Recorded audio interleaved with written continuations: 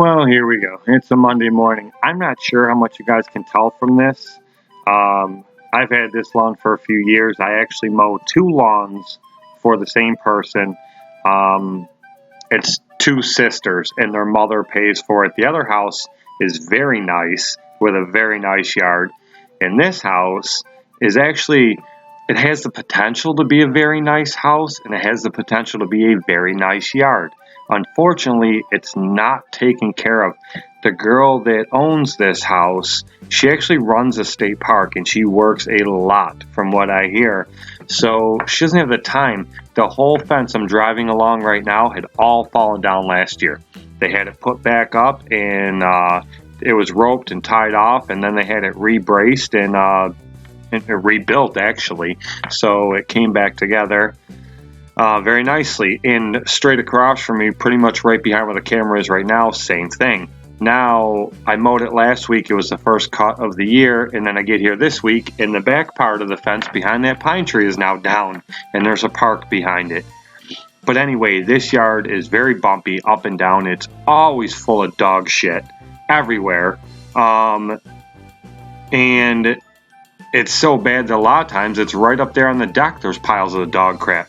So I've complained a number of times. I really, normally, I would just dump the yard. And it was funny because I watched a video by that Johnny did from Blades of Grass, and he was asking people's opinions, and that is mine. I don't give second chances. My phone literally rings so much that I can pick and choose my lawns. You know, it wasn't always like that, and it's not for a lot of guys for a long time, but I've gotten to the point where it is. So if I have to give up a yard, I'll replace it. I don't care. But, you know, to replace this machine right here, it's $14,000. My other walker that I just bought last year, that's $8,000. I don't work my butt off to be able to afford this nice equipment, to show up to people's houses with nice looking equipment versus a raggedy old mowers a lot of other guys are showing up with. I don't work this hard to maintain these mowers and to afford these nice mowers to do this work just to cover my mowers in dog crap because you're too lazy to clean up your yard. And that's pretty much my opinion on it. I give them warnings and I tell them, please pick it up.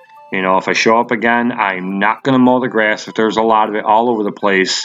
And you're still going to get charged a service charge for that reason. I'm just checking it real quick right here. I thought that the mower was making a funny sound like it was starting to clog up. This grass is actually very thick, and I'm cutting it down to 3 inches. It's about 7 inches, 7.5 inches tall. 8 or 9 in some spots, but the walker eats right through it. You just got to go a little slower. But I usually don't have a problem. You can kind of see right back there, you could see the way the light was hitting the hopper that it, you know, how much grass was actually in it. So I did fill it up once. I don't know if you caught the glimpse in the video here, but I did fill up once almost to the end here, and I had to go empty it out.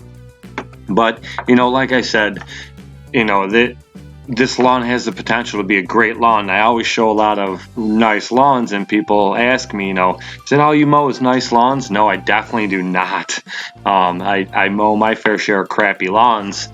This is the front half of the house. See, it's in a nice neighborhood, and the front looks nice. It just, I guess they just really don't have the time to put into it, so I try to keep it as nice as I can, but like I was saying, if I didn't have the other house and it wasn't a 2-house account that pays well, I would have dumped this lawn a long time ago.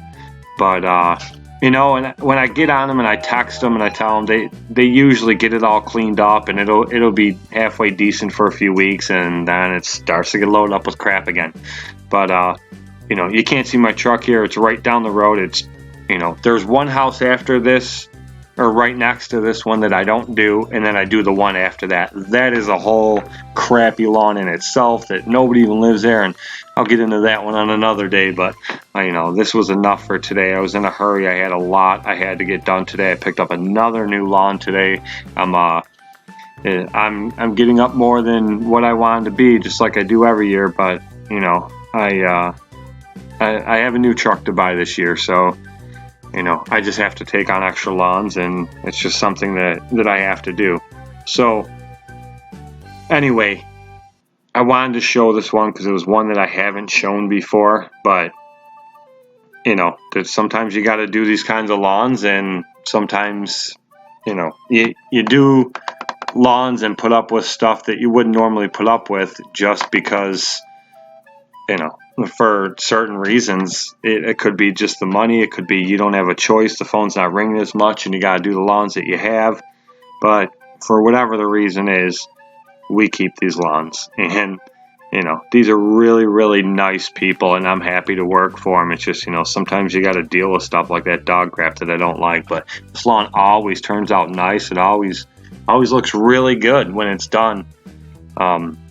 There's just a couple things you got to deal with, I guess. But, you know, just finishing off, blowing it off real quick. I throw this little handheld blower on there and a weed whacker, and then ride down the road and hit this one, and then go back to where the truck is to finish the other one. It works out real nice that way. But just cleaned it up and it's done, and I'll be on to the next one. But as always, thanks for watching, guys, and thanks for the support.